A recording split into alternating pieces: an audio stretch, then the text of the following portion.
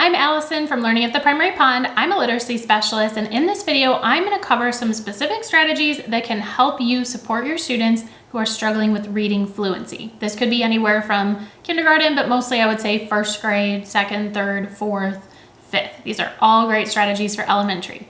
Before we dive in, if you haven't subscribed to my channel yet, I would love for you to do that now, and then also hit the little bell so that you don't miss out on any of the brand new videos that I post about teaching literacy.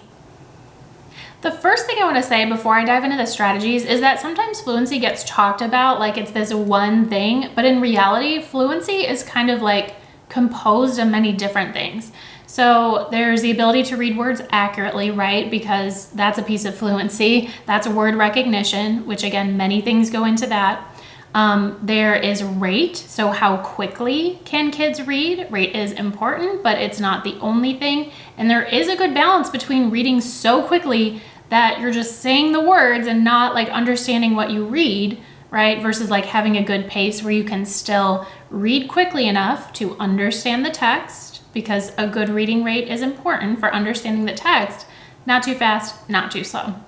So there's accuracy, there's rate, and there's also prosody, or like your expression. And expression is interesting because in order for kids to read with expression, they have to be understanding what they're reading. So fluency is kind of this sum of many things, right? And when a child is struggling with fluency, we have to be very clear on what that means and what is causing this struggle. In my Reading Intervention Collaborative membership, which I will link in the caption, I teach you how to go really deep and pinpoint specifically like what is going on with this child that's struggling, so that you're not just trying to target fluency in general, when in reality there is something like underneath the surface that may not be apparent that they really need to work on first.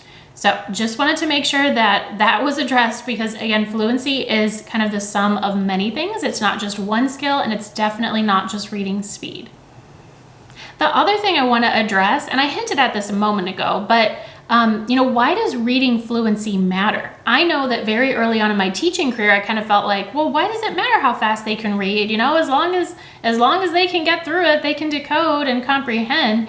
And, there's a kernel of truth in that, but the reality is that the better fluency a student has, and that does include rate, their reading speed, the more working memory is freed up to comprehend the text.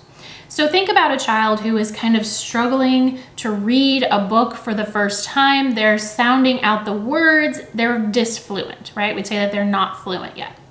And think about a child who's reading that same book, but they're just kind of flying through it. They can read all the words, they're reading more quickly. Well, the child that's struggling, their working memory, which is essentially kind of like a sticky note that we have in our brain, metaphorically speaking, where whatever task we're working on, like there's only so much space on that sticky note. And so for the kid that's struggling to decode the words, all that sticky note space is being eaten up by them just trying to decode the words. Remember, like, okay, what sounds did I just say to sound it out? So their sticky note is full of figuring out the words. Now, the child who's more fluent, their sticky note is not full of information that they're using as they're figuring out the words, because they're reading the words instantly, accurately, easily. And so what they can do is they can fill their sticky note, their working memory, full of information about what they're reading, which is comprehension, which is the ultimate goal of reading.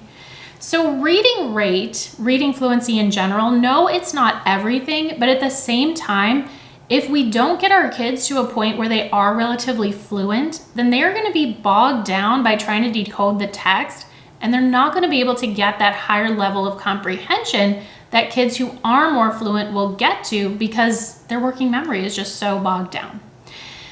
Okay, so I hope that was helpful. Another thing I want to mention, and I do have the strategies coming, I promise, but another thing that I think is really important to mention is that many struggling readers will struggle with reading fluency, specifically kids that have word reading difficulties like dyslexia. So I would love to hear from you. Have you worked with students who struggle with reading fluency, any piece of reading fluency? Just comment fluency if you can relate. I want other teachers to see how common of a problem this is.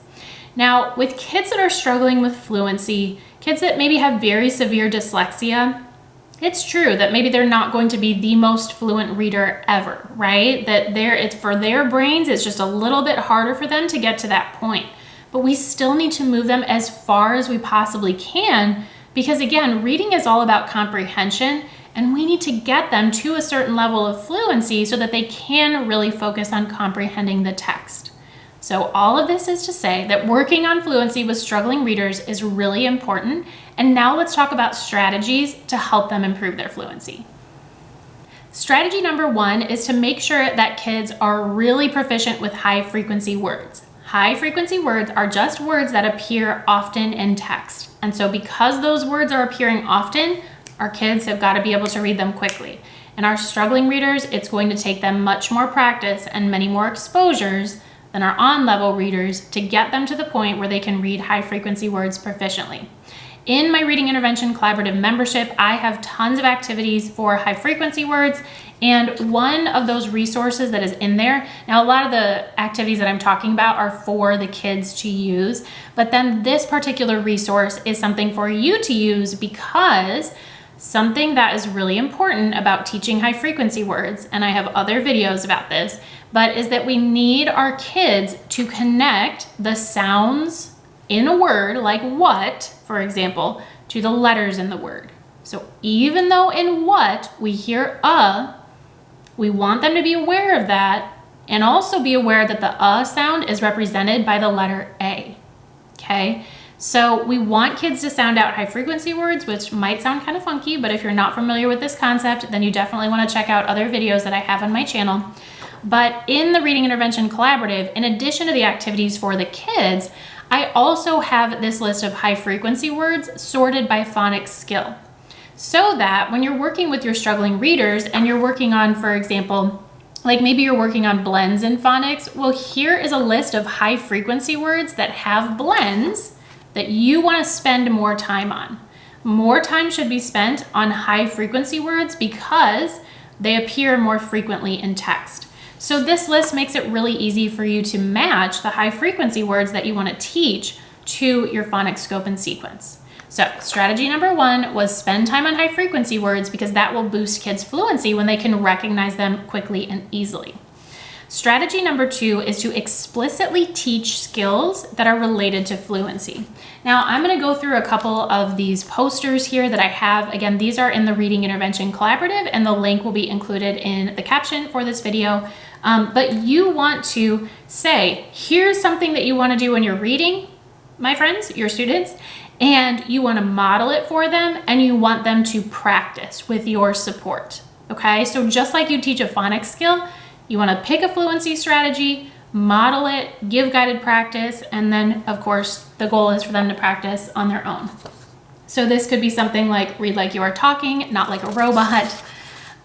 It could be something like make your voice match what is happening in the story. So if the character is mad, then you want to, read with an angry voice. You want to teach them how to deal with punctuation and how our voice should change.